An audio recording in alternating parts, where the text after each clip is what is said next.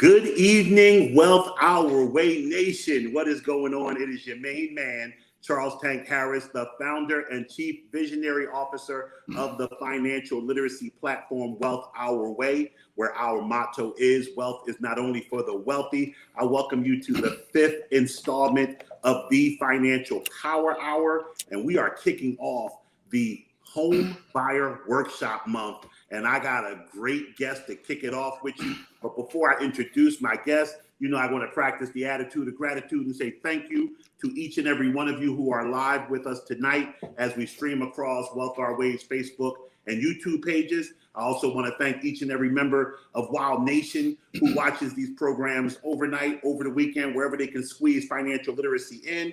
And then a heartfelt how are you to the good folks on the Life 101 platform who listen to the audio recording of this very here program. So without further ado, I want to introduce you to a brother. Now, here's the crazy thing. I keep it 100% transparent here at Wealth Our Way. This brother and I just met on the internet a few weeks back. He had heard some information that I had given out, and he asked me if I'd appear on his podcast, and I did. He did a great job. That podcast episode, he'll talk about it and his podcast in general. But while we were talking, I was so impressed with the way his acumen for his passion, which is real estate, came across. I asked him if, I know he's a very busy gentleman. I asked him if he could squeeze into the first segment of the Home Buyers Workshop. And lo and behold, we have my man, Mike Headley. Mike, how are you, bro?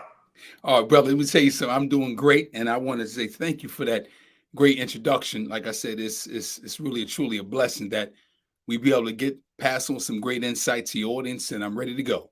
I appreciate that. So one of the things that we decided last year was it's one thing to have a financial literacy platform to talk about stocks, bonds, insurance, the paper assets. People know me as an investment professional with 2.5 decades of experience. But what I learned as I started to expand across my platform was that people need help with the everyday dotting of I's and crossings of T's in life. And one of the biggest things, ironically, I just saw my niece post on Facebook earlier that she needed help getting her credit together to buy a home in Philly. And, I had to text her. I said, you do know this is what your uncle does, like helps people get their life together. But The reality is that I don't think enough people turn to sources that are reputable, that are consistent, that look like us, and that have their best interest in mind when it comes to dealing with the day in and day out, just ups and downs of life. So I wanted to get your take. First, I want you to tell the people about your background, where you're out of, your program. And then I want to ask you a few questions that'll help our people understand what getting into real estate is. And this particular show is going to center around first-time home buyers. But by all means, let the people know where you're from, who you are, and all that good stuff. Okay. And like I said, thank you again, brother, for letting me be on the show. Like I said, I'm Mike Headley. I am located in the Triad area of the North Carolina, which is the middle of the state. We're south of Charlotte, and we're just a little north of Raleigh-Durham area. Been in the business for 15 years now. And like I said, literally sold, and again, not bragging, but I say this because it gives me a ton of experience, and I've seen every scenario. I'm quite sure there's more to come, but sold a little more than 2,500 homes in my career. And like I said, we've seen some rocky ones. But with that experience, it gives me kind of a deeper insight to answer any questions that your audience wants to answer. I appreciate that. When you decided to get into real estate, I want to kind of delve down into your background a little bit more because so I have 5 daughters and a son. My middle daughter just told me yesterday, I found out for the first time she's studying for her real estate exam, and very proud that she's pursuing that. But I'm a begin with the end in mind type of person. So I asked her, I said, Kennedy, what is your goal for having your real estate license? Like, do you want to sell single family homes, whether they're low, middle, moderate income, high-end luxury homes? Do you want to be help investors? And she had a really laid out detailed plan, which was impressive to me, on how she wanted to help investors. And I know your group really delves deep into the investment side of real estate. So although tonight we're going to help out our first-time home buyers, there are a lot of elements to real estate as an investment that I would like to get you to talk about tonight as well, if you're comfortable doing that. I'm open to it, brother. What made you get into specializing in real estate? Oh, wow. Well, actually, that what made me get into diving into real estate happened back in 2005 or six. I flipped a couple of properties and lost money. Did not make Mm, no money on it. Right. I was watching the some of these infomercials come on at 1 a.m. in the morning, and gave them some of my money. And I think I paid about $500 for a course, and went out there, thought I knew what I was doing, and it got burnt. Right. mm, But I didn't get burned. I got burned in the sense of financially, but I gained a great deal of education through it, right? So what really sparked me for actually to get my license was my third flip, which I made a little bit of money off of that. The actual broker, actually we're friends now. He sold the property, put the sign in the yard, went under contract in a day and a half.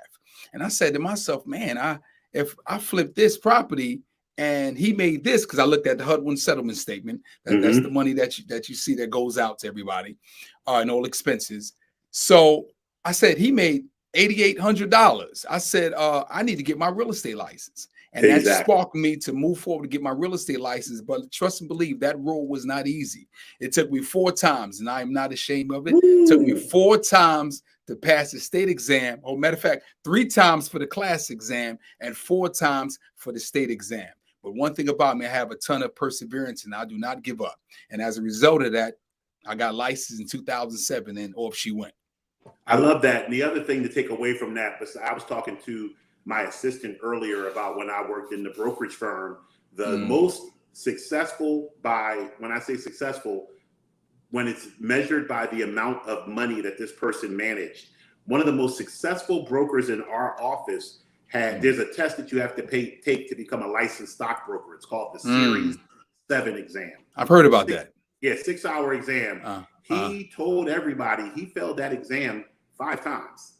He failed it 5 times, and lucky number 6 allowed him to become a broker, and he became one of the most successful brokers in this whole office. So it's not where you start. We know like the race goes not to the swift, but to he who endureth to the end. So congratulations on that perseverance. Appreciate that. No worries. When I think of you learning, it's so interesting. We talk about being in an environment where everything is at your fingertips information-wise. You can log into programs like this. You can go on YouTube. You can Google and just see so much information. However, there is a huge difference between having information laid out for you and having it interpreted to you in such a way that you can take action. I know that, the thought of buying a home for a lot of people is a very intimidating and daunting task. And professionals like yourself, you are dedicated to making sure people have the information and the assistance needed to buy these homes. Take me down the road of you're having a conversation with someone who's interested in buying a home and they're telling you, Mike, I don't know if I can do this. What would be the first thing you would tell them to get them some confidence? Well, the first thing I think I want to see is where you at in terms of your portfolio, in terms of debt to income ratio, in terms of did you put 1 to 2% aside for down payment assistance, in terms of how can you leverage the money that you have into buying a property. But then I backed it up and really want to see where you really at with this home buying process. Like, do you really want to go down this road? And if you do want to go down this road, then the consultation will be just that. Okay. Is our money set up properly? Right. If our money is set up properly, do we have the necessary, what I mean by the patience, the ability to put some money to the side and sacrifice to move forward with this process? Because a lot of times I think with home buyers, I think it's an influx of information. It's too much information out there, right? Yep. And we hearing from this, we hear, there's 3% down, deeper 3% down programs, 100% down programs. And again, everything is catered to your specific market, right? I would highly advise that you have that conversation with your banker or a lender. If you choose a professional real estate person to help you out, they can prefer a lender. But we really have to just really see where you at from a mindset standpoint, because this road can be rocky, right? Right. And what I mean by that is that we have our consultation and say you are ready to go. The first thing I'm going to let you know is that in the hot market that we are in, is literally throughout the country, there'll be some deals that we may not get. And I say that not for discouragement, but I'll be very transparent with all my clients, right? We may luck up and get something, hit some right out the park, but there may be some rocky moments, right? Are we prepared and ready from a mental standpoint to kind of deal with that test, right? So I literally lay everything out in front of them, each phase going through the process of the home buying process. I love that answer. One of the things, a lot of times when I'm talking to our guests, they will say something that will trigger either more of a question alongst that same line or a new question altogether. You said something about this being a process. I would imagine, and I'm not going to imagine, I know this to be the case because I have bought many homes in my life as far as single family homes and investment properties. And when I went to buy my first single family home, I didn't have a lot of expertise or knowledge. I had to use a professional. And the other part of it was the word process. I was fortunate. I had a bunch of money, and that's not to brag. At the time I decided to buy my first home, I had switched from one financial brokerage wirehouse to another financial brokerage wirehouse, and they paid me a fee to leave the one firm and go to the other firm. So I had $4 million, and I didn't buy a house that cost that much. So I had more. I could have bought my house cash. I was never going to do that. But I had means that most of my viewers won't have at the time. I had enough to go 20% down. I had enough to go into a program or whatever. Even with being that financially ready, I wasn't ready. There were so many things that I didn't know that I needed to prepare myself for. And I want to say at the time I was 29 going on 30 when this time frame happened. I needed my mom's help. I needed family help. And so talk to me, when you use the word process, how often does someone come to the table and all they have is a want? I want to buy a home. They may even have a good reason for that want. Hey, I'm tired of paying rent. I just moved into a condo down here in Georgia. My 3-bedroom condo is $19.50 a month. When I lived in Georgia, my first go round, I bought a mansion, 8 bedrooms, 6.5 baths, huge house. My mortgage was less than my rent is now. So I always tell people when we're thinking cash flow that you will normally make out less out of pocket with a mortgage than you will with rent, even when you factor in the additional cost of home ownership. But I would ask you right now to tell the audience what things need to be on your checklist when you start this process. What do you need to be aware of? Well, the first thing I would kind of say about that is that we have to stick within that budget, right? So if we get to the point where we get pre-approved or pre-qualified, if we was to get to that point, I'm gonna fast forward a little bit before I go back. We get to that point where, say for example, you are approved for $250,000, right? And in some markets, that could be no more than about 1,800 square feet of home, right? Some markets you get something extremely large. We can't get a mansion with this budget here, right? Right. So we have to stick with exactly kind of what in other words, whatever the market is producing us. I'm not saying you take what's out there, but we have to be mindful and come have a reality check. This is exactly where our budget is at based off of that pre-approval. Because I found that with a lot of clients, is that they want this grand house, which is nothing wrong with that. But right now we got to work with that budget that's given to you. Right. Yo, you once again, man, you spitting the proper knowledge right here. You say grand house. What I tell people, and this is what I felt when I got my first home, you start off with the starter home. You don't jump into the grand house. My first house was modest. It was in a very good neighborhood with very good schools, but it was a modest house, and it was right before the last run up in the real estate market in 2000. I was able to get a 4-bedroom, 2.5 bath home for about $219,000 in 2000. And my property taxes, because I was in Cherry Hill, New Jersey, my property taxes were a grip. They were like $14,000. Wow. So yeah, one of the big differentiators when I realized when you move down south is the property taxes go half, they go a third, they go down so dramatically. It's a blessing. But I was in a situation there with that starter house where I had renovations I wanted to do. You know, it wasn't walk-in house that Tank wanted for his family. So these are some of the things that I'm saying to you when you're talking to clients. Do you make them aware of, hey, besides for the down payment, besides for the closing costs, there are other intrinsic expenses that are going to come out of pocket. Furniture, for instance. How big a house do you want to buy when you know you have to furnish that joker as well? That same big mansion that I had in Georgia, a third of it went unfurnished the whole time I owned it. We just didn't have a need to furnish some of these rooms that we were never in.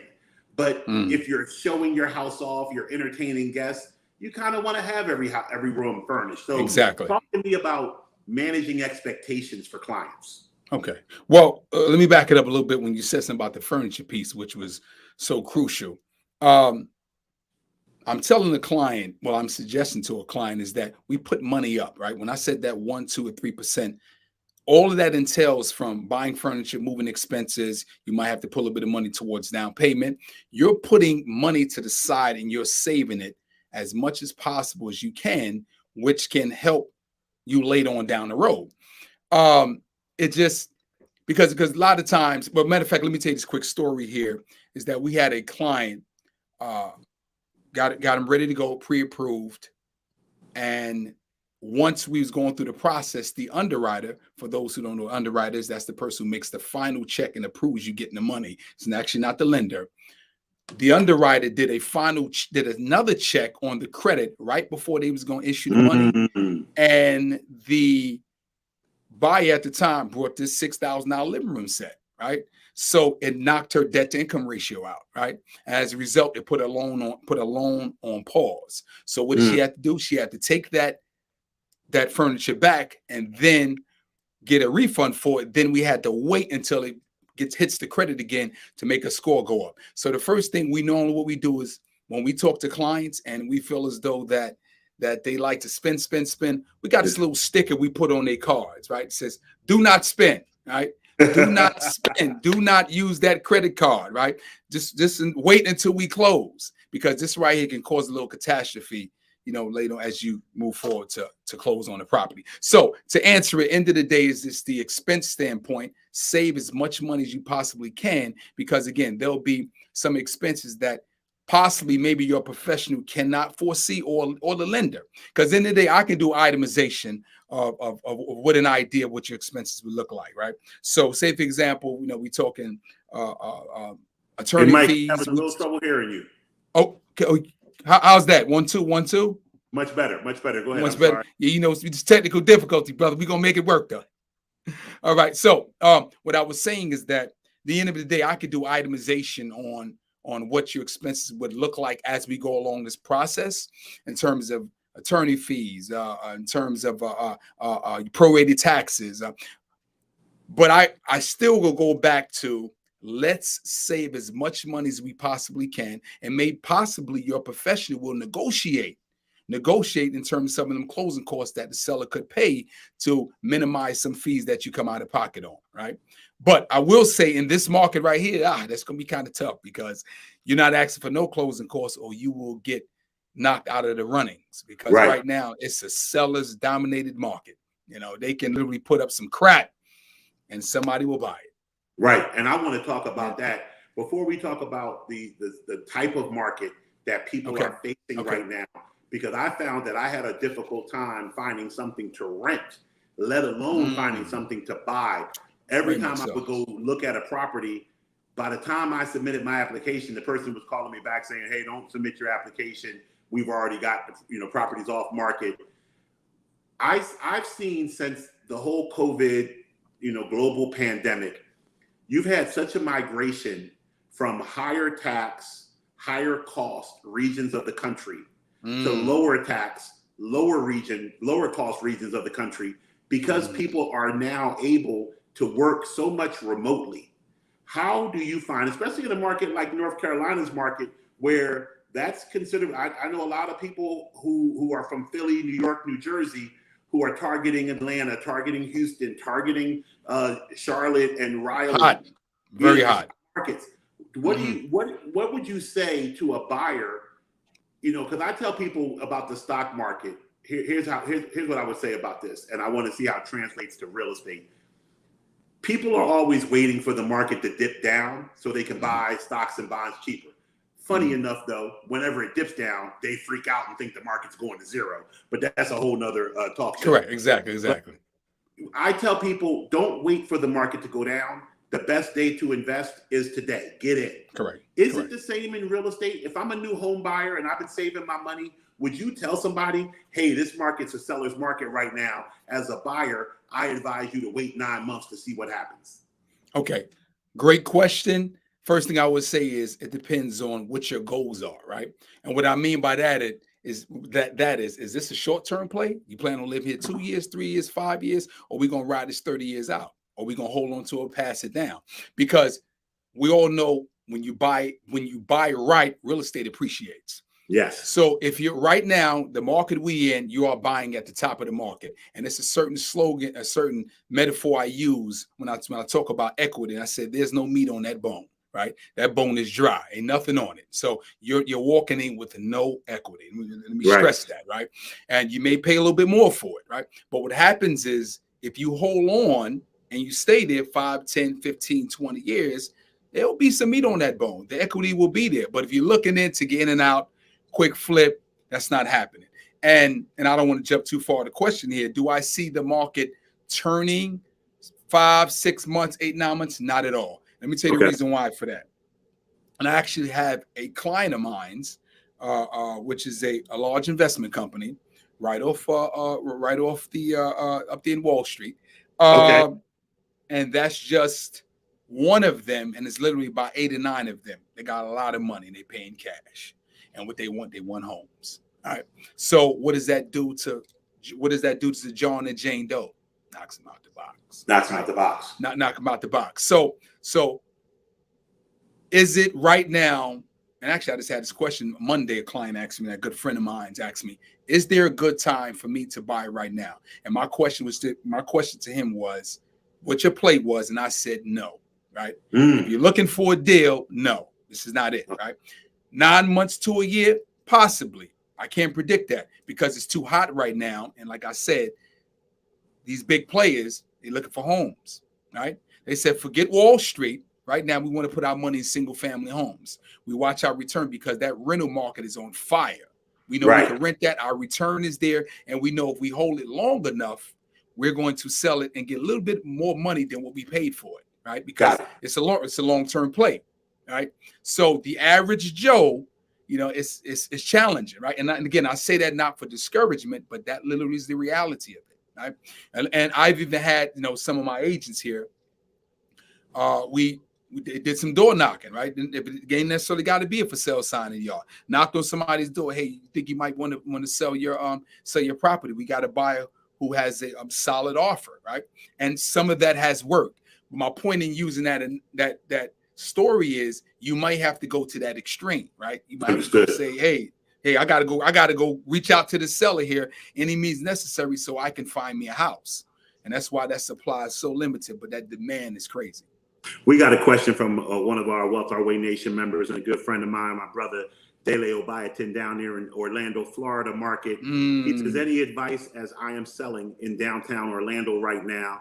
I want to optimize my sales value. So just, to reiterate, Mike is from that North Carolina area, but knows nationally real estate across the board. And I've been talking to many people too. So Mike, can you answer that for Orlando right now? Oh man, let me tell you something. He's talking about selling. First of all, just you mention the word selling, you might have 5 offers right now in your inbox. Trust me, I'm telling you, you should not have no problem selling that property at all. Now it depends. Now, if you want to go the route of getting a professional, and I want to talk about that too, because a lot of times people, and I'm gonna still answer the gentleman's question, but a lot of times people feel as though, I don't need no broker. I can, and you can, like I said, you can sell a property on your own, but just make sure that you have the wherewithal, the intelligence, going through that process, knowing exactly what that contract looks like, right? Because the worst thing you can do is, you got a trial, and you got the defendant, and you got the Plaintiff. the other side, yeah, the plaintiff, right? And they don't have representation. What always happens, the other ones always get fried, right? Because it'd be one little element, a clause, or something that got the other one jammed up because they didn't have the right representation. But to answer his question, you shouldn't have no problem with putting that house on the market, a condo, whatever you have, particularly in the Florida market. I mean, Florida's on fire, right? Because of the resorts, just the nice weather, and the investors are down there as well. One thing I will say, and I suggest that when you do sell it, it's up to you, brother, how you want to sell it. But give a family a shot, because them investors are going to be on your door, right?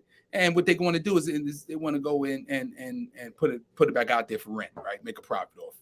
But if you can give it to a family who's looking for something, that'd be kudos. But definitely do as you choose. But I appreciate that answer. And I want to attack his second question, because this came up earlier in a forum that I was on a radio show. It says, I understand interest rates are going up, so there should be pressure for buyers to buy now. So I'm going to talk from a pure financial standpoint, and then Mike can talk solely on the real estate side of this. Okay. The Fed raising rates. People you should get an understanding as to what type of lag or what type of preemptive moves different sectors of the interest rate market have around the Fed raising rates. So by the Fed raising rates, you will see car notes go up, you will see credit cards go up, you will probably in 9 to 12 months see some interest on bank accounts go up.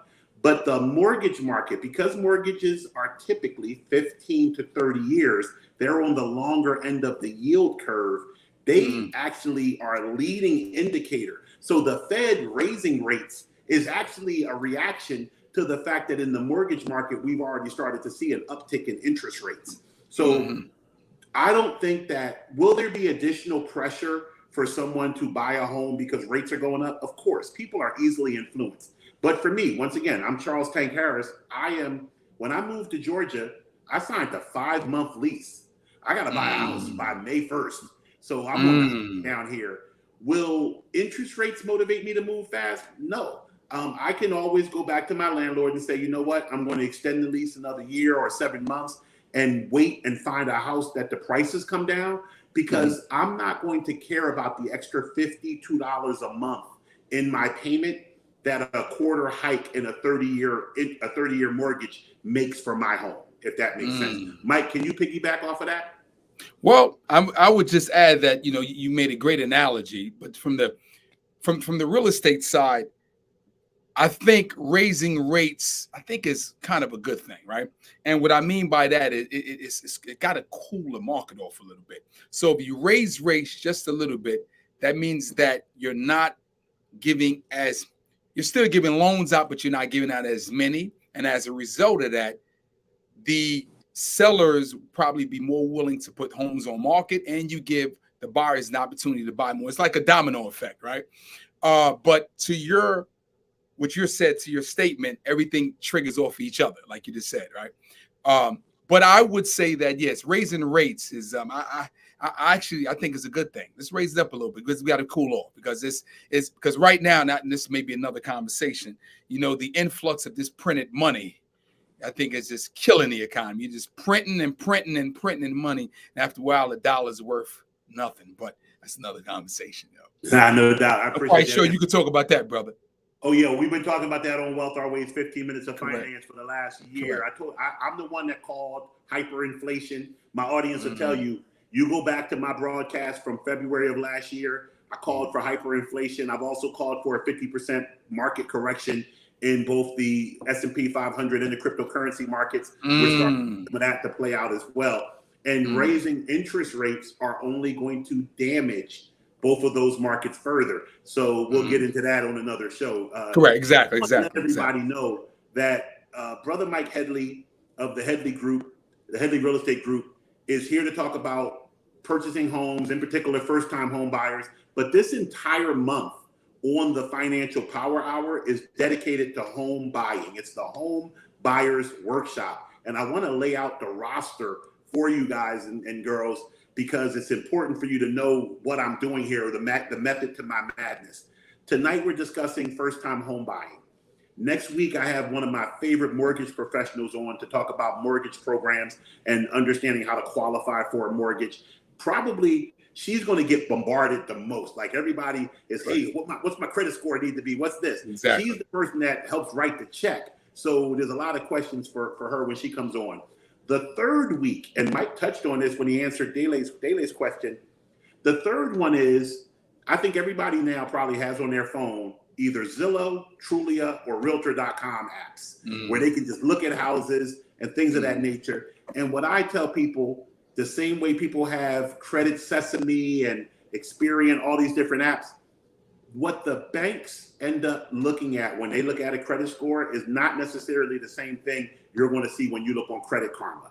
And what you may see for the value of a home when you go with a professional and an appraiser is not exactly what you're going to see on Zillow, Trulia, or Realtor.com. So in week 3, we're going to have 2 real estate professionals on here talking about the value of working with a professional.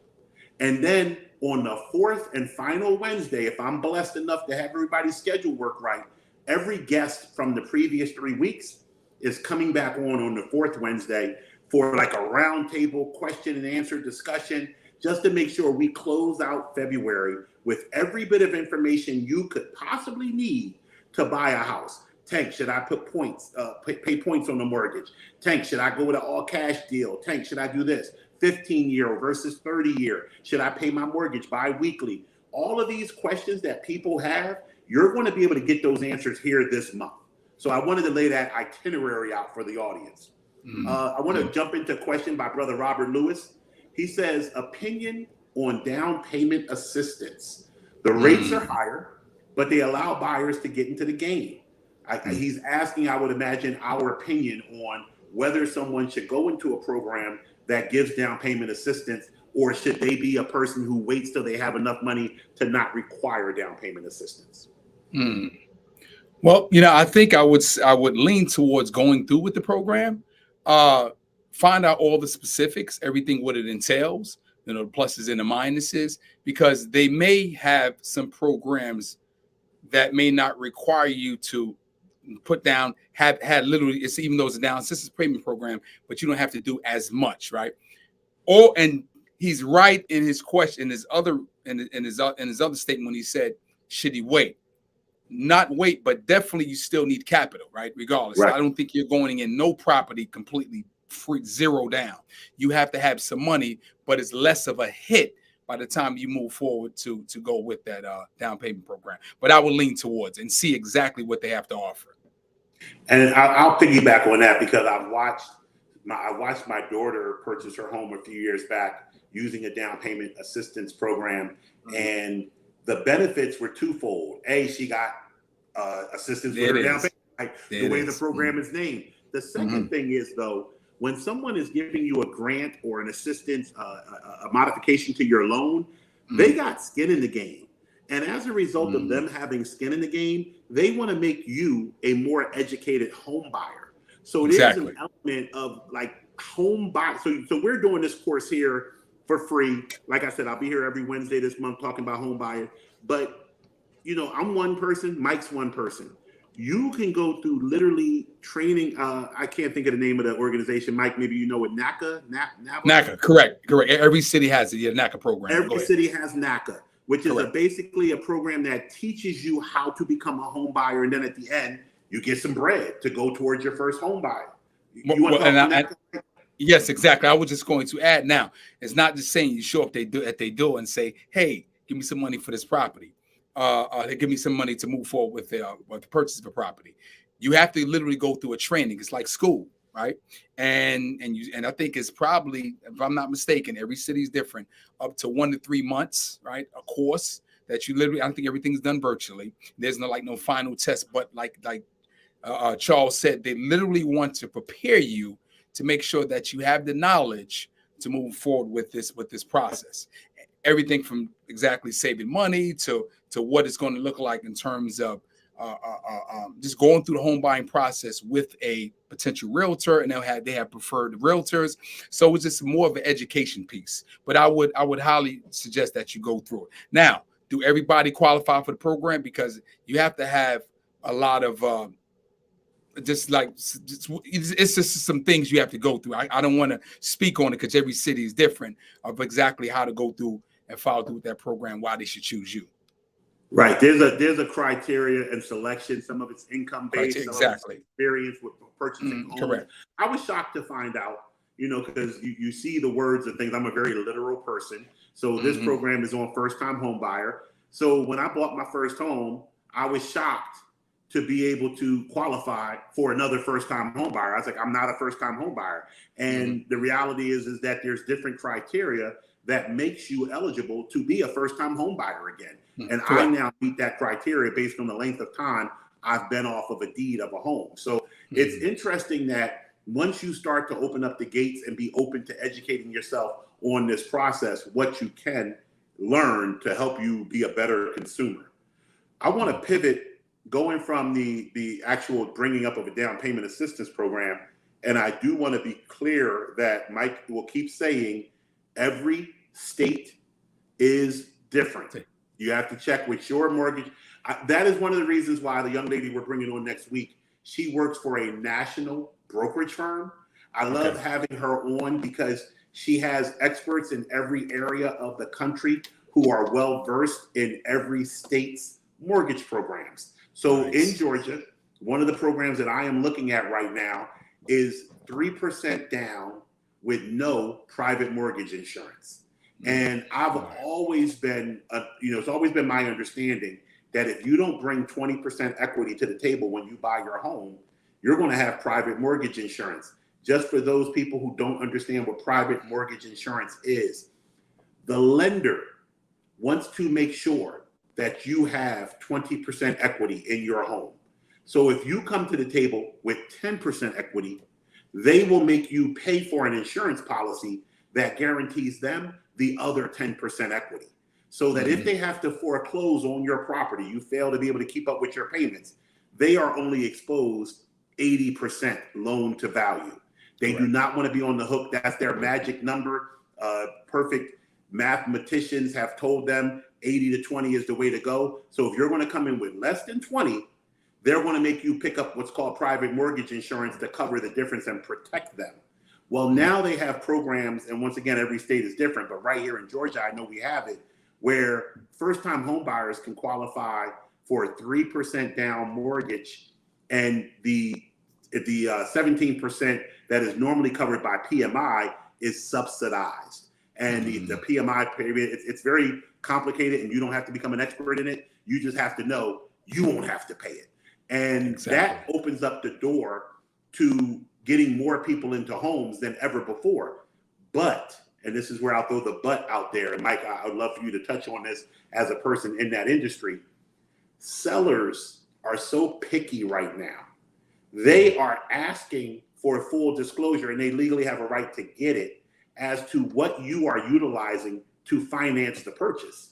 And because things like FHA and other programs that require a lot more documentation and a lot more jumping through hoops, they tend to fall apart before you get to closing. Definitely more than a cash deal does, and definitely more than a deal that's straight up conventional with 20% down. So a lot of people, part of that whole being in a seller's market, and this goes back to Dele's question, you don't have to take a person who's struggling to come buy your house. They only have 3% down. They need help from a grant program. They need down payment assistance. You can hold out for the buyer who's coming in clean as a whistle. So you know once you go under contract, you're going to get to the closing table. Mike, can you expound on that? Well, one thing, sellers hold all the cards. So right now it's their market. So they get to look at all offers and look at that pre-approval or proof of funds bank statement to see, okay, who has the best offer. Based off of a conventional loan, based off of a FHA requires a little bit more, right? Appraiser go out there, he may want 1, 2, 3, 4 items fixed. Seller's market, seller said, I'm not fixing anything. So that can compose a dilemma, right? So the sellers are saying, I don't want to deal with the FHA loan. I don't want to deal with the VA loan. I want conventional buyers or cash, right? But I will add the great thing about an FHA loan, and for those who has that, who has that spark in them want to be an investor, you can do the whole first time buyer with 4 units, 5 units and under, 1 to 4 units, which is quadruplex, triplex, duplex, and still do the 3% down and rent out the other units. So I just wanted to throw that in there because you get a lot of people might want to say, oh man, I want to get an investment piece, but you can still take advantage of that as a first time home buyer. But again, check with your mortgage broker, and again, depends on your personal financial portfolio, right? But that is an option. I want to ask a question about that since you bring up investing in properties. When you're in those programs, is there a requirement if you do a multiplex that you actually reside in one of the units? Yes, definitely. Like I said, it's like you're doing a single family home. Long as it's 4 units and under, you're saying, hey, I'm living in one of these other units, but the beauty is that I'm going to rent out these others and they're going to pay all of my expenses, which is the ideal way, right? I wish I would have done it that way when I first started, but I didn't, right? But that is the ideal way. The challenge is finding one of them units, right? Right. Because right now people are just not selling it because they just taking advantage of this great market we got of renters. So that's why they're not so eager to sell them. But triplex, a quadruplex, or a duplex, if you find that, live in one that the other person pay everything for you, and you can still do it with a 3% down and an FHA loan. Yeah. My daughter actually has done what she has turned me on to as her old father as house hacking, where she purchased correct home in the neighborhood I grew up in West Philadelphia, a brand new renovated home. I think there's 5 or 6 bedrooms, and she literally rents out every bedroom but her own. And she's turning a profit after her mortgage, after her taxes, after her utilities. She still has positive cash flow, and she's talk about being, so there's more to being in a seat of advantage in a market than just the money. So when we say it's a seller's market in real estate, that just doesn't mean you can demand the highest prices, although it does mean you can demand higher prices. You can do things like Mike alluded to, say what type of financing you will or won't accept. When your buyer comes in and says, oh, I don't like that paint, will you change the paint? You can say, no, take it the way it is, or somebody else will be here tomorrow who won't mind that paint. Not a problem. House hacking right now is hot because my daughter is able to be very selective. Like for me, and this is a whole nother program about being a landlord, I didn't like being a landlord. It was too much headaches, too much stuff to deal with. Even with a property management company, it was just a lot for me. My daughter said to me, Dad, you have to understand, first of all, they're a significantly younger and new generation. But she said, I've never lived alone. I went from my parents' house to college where I had a roommate. I went from college to Teach for America in Brooklyn where I couldn't afford to rent by myself, so I had 3 roommates. And I went from Brooklyn to Harlem, same situation. So when it came time to buy my own house, I was completely comfortable with other people walking around because that's all I know. And because she's in law school, she only rents to women who are in graduate school. It's a very niche market, but these people, as a result, are very mature. They're very responsible. They don't do a lot of in and out of the house because they're always studying or at school. And she has really, really, in my opinion, cornered the market for her home on being able to build equity in this house without a dime coming out of her pocket because she hit her dad up for down payment help. So she even got over there. Well, I was going to add, if you, I know it's another topic, but yeah, I got some insight with tenants as well because I own a nice share investment properties. Oh boy, it's a good thing, boy, but you got to deal with that. Right. So actually, I'm gonna share some. I got to share this. I got a tenant that's actually moving out because I got a triplex, and he's so he paid his February rent. You pay your rent on the 1st, and he sent me an email yesterday. Hey, I'm leaving. I'm leaving next week. I want to give me all my rent back and my deposit. No 30-day notice or nothing, right? So actually, that's what we did. Me and the team, we kind of laughed at it, right? But I responded to him. I'm just being honest, right? But I responded to him because again, he know what he don't know. So I went ahead and gave him a nice, good email. Sent them over the lease. This is what you signed. Pointed the sections out. Here's how it works. And it doesn't work the hood way. I hate to say that way, but but that's just one element of dealing with tenants is it's like I mean, I could talk all day about that, but I don't want to dive too deep into that. Well, no, what I want to do, because we're coming into the home stretch of today's broadcast. I do want to spend some time differentiating. Well, we're going to close out with a checklist of 3 items that, if you're looking to be a first-time home buyer, you need to check off the list. Before we get into that, though, I do want to spend some time for people in our audience. I know my audience, they are interested not only in first-time home buying for purposes of having a residential property for themselves and their family, but they are looking to take advantage of some of the programs that are available to get income-producing properties. And what do you find? You touched on the multiplex, the triplex, the duplex. What do you find is the biggest differentiator between someone going as a first-time home buyer to live in a property versus a first-time home buyer to turn a profit on a property? Well, and let me make sure I understand you correctly here. You said turning a profit on a property. In other words, so basically looking at the property as an investment. So somebody okay. I'm buying this property because I want to have cash flow from rents, as opposed to I'm just buying something for me and the wife and kids to be straightened. Okay, so the first thing, I'm gonna go back to what we said, we are in the seller's market, right? When I said there's no meat on the bone. So you may be going in, if you didn't get a property from a wholesaler, a lot of times the value might be just a little more lower, and the purchase price. But if you're buying a property on market from another seller who happens, and most likely he's an investor, he ain't leaving no meat on that bone, right? So you're going in, there's no way, there's nothing there, right?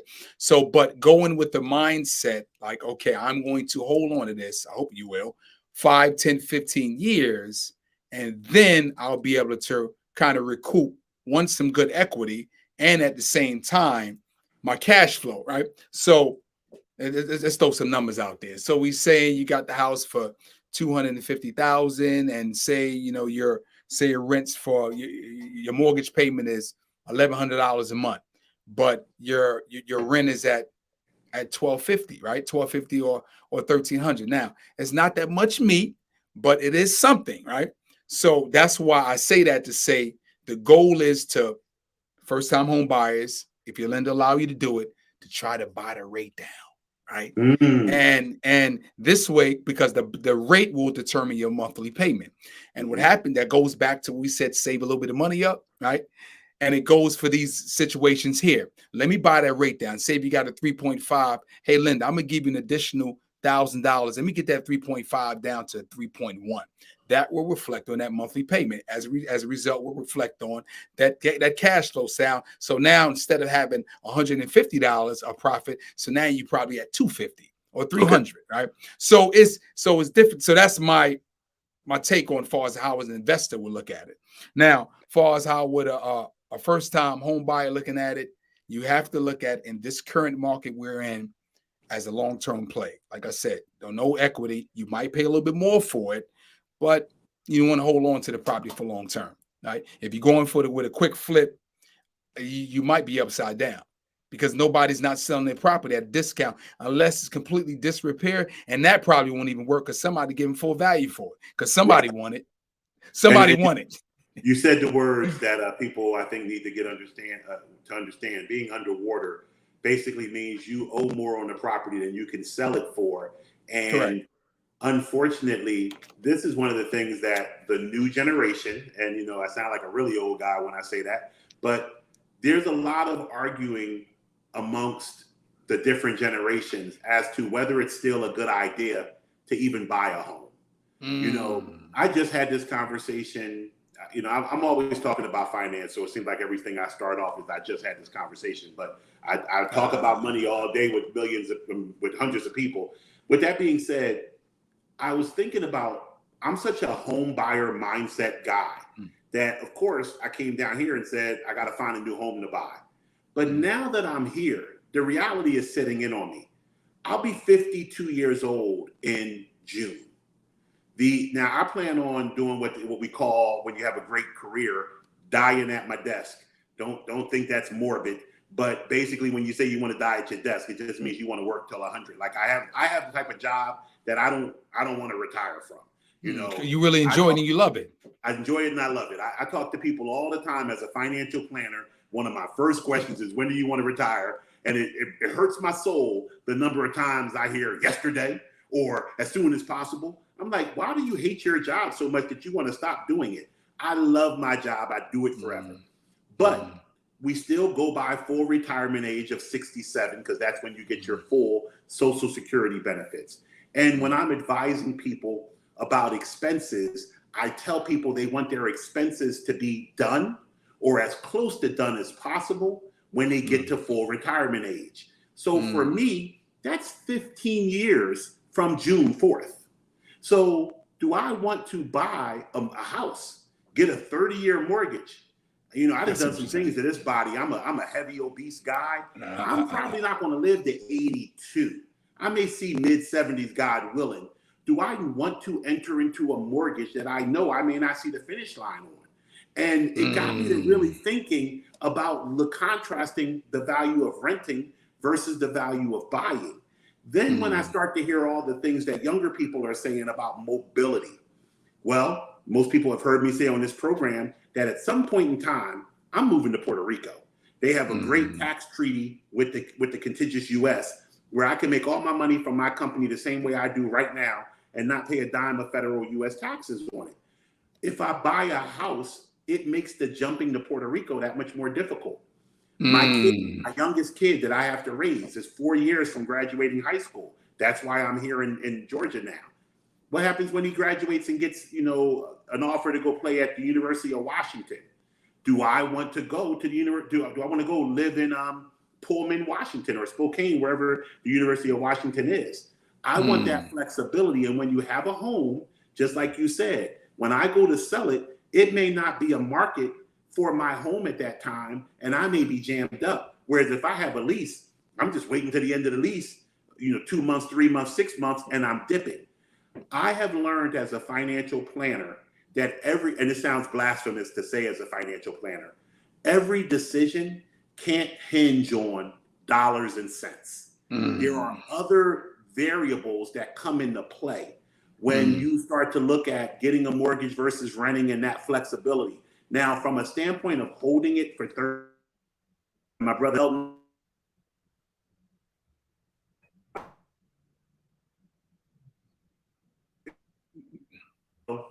Brother, you there? blacked out. We blacked out. Yeah, I got you. Us? I got you right there. When you have a 15-year mortgage or a 30-year mortgage, the odds are you're going to hold it to the point that you're getting all of the money you've put into the house back. And you don't get that from renting. But if I'm being fair, all of the down payment money, the upfront money that you do to go into a home, you don't pay that when you rent. So if you put that in an investment account for the same 15, 30 years, you have to make the equation as to which one works for you. And that's why we have programs like this, because everybody's situation is so unique that we have to go through the process of what this means and looks like for you. What works for me may not work for Mike Headley. What works for Mike Headley may not work for El. Exactly. And I agree with that. And I was just going to touch on that. It depends what the personal goals are, right? You know, because somebody may say, well, I may want to live in that house, but I may want to pass it on to my niece. I may want to give it on to my daughter. So I don't mind paying this extra money. But if you might say, hey, I'm paying the bill, I'm footing the bill, I want to pass on to nobody. I'm gonna go ahead and go and rent this house out, and like you said, put this money inside of a retirement account or wealth account, and go to another country and not have to worry about paying taxes. So again, that depends on the personal goals are. I definitely agree with you. Let's do this because we're about 5 minutes from signing off. Okay. I want to give the audience 3 key things, and this could be a recap of the things you've already touched on. Key 3 things that if you're looking to buy a home, or give them a key thing about why they should wait, but your 3 pieces of advice to someone out there who's saying, I want to buy a home right now. Okay. So the first thing I think, if you want to buy a home, I would say, without talking to a professional, see if you can get on one of these websites to get. I don't want to start pushing companies where you can see where your credit scores are at, right? Because that's the first thing lenders are pulling. pull in that credit score, right? See where your credit score is at. And typically that 625 and up, which is average, 650 and up, you are pretty much good to go. But if there's some issues on that credit report, some delinquents, you want to get that paid for. Credit card, $500, student loans, you want to get that restarted up again. Anything that can hinder or affect you moving forward with that loan, because the last thing you don't want is your scores, or we got these accounts here that has to be addressed. So you do that own snapshot for yourself, your own homework, without somebody else doing it for you. After you do that, I would definitely say start putting money up. Just start saving money. $100 here, $50 here. Save as much money as you can. The goal is for what? For all kinds of expenses that possibly may come up, and as well as moving expenses. You just want to, and I don't have a certain dollar amount in mind. I typically say that 1 to 3%, but just save as much money as you possibly can.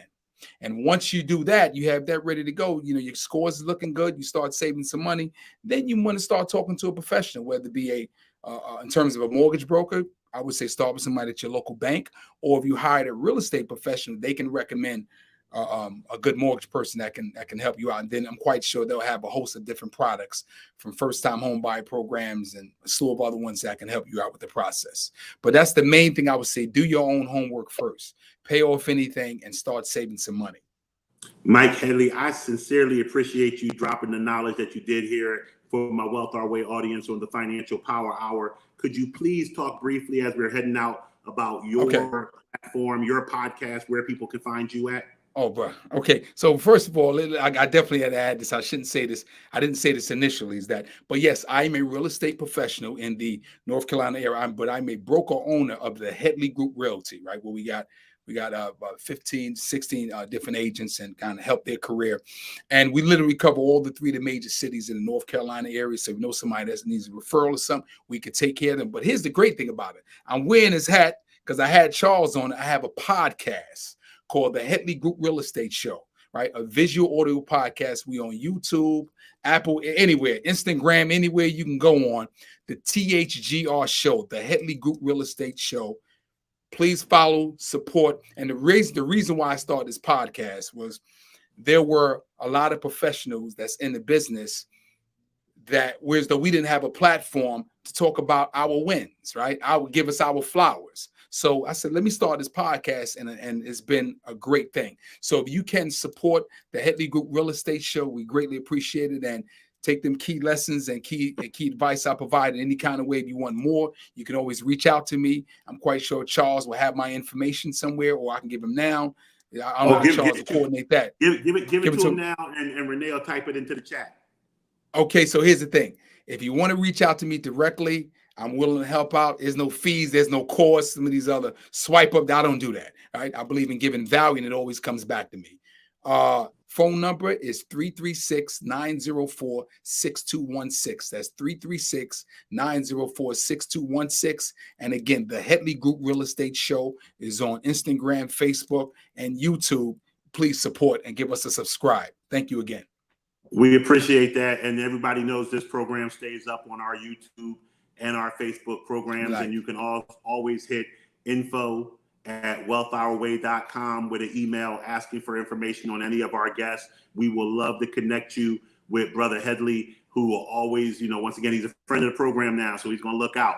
And we are at Wealth Our Way. I'm glad that he talked about his social media. We have come up with a new YouTube page for Wealth Our Way. It's the Wealth Our Way Network. So we had Wealth Our Way, but we are changing over and rebranding to Wealth Our Way Network, where we will have the 15 Minutes of Finance, as well as the Financial Power Hour shows and other quick lessons that will be coming up in 2022. So by all means, at Wealth Our Way on Instagram and Facebook, and the Wealth Our Way Network on YouTube. Can I thank you, Charles? I want to thank you, brother. I want to thank you for being on my show, and thank you for allow me to talk to your audience, right? And I greatly appreciate that. And like I said, I like this because we got to support each other, brother. And thank you that you took the time out to let me be on your platform. And thank you again. Salute to all your guests. It's all love, man. I appreciate you here. We're going to close out with the motto that we tell them every time they see my chunky face. and that is wealth is not only for the wealthy. So I'll see you guys tomorrow at 12:30 for 15 minutes of finance. Brother Mike, thank you so very much for your time tonight. Thank you, brother. You take care.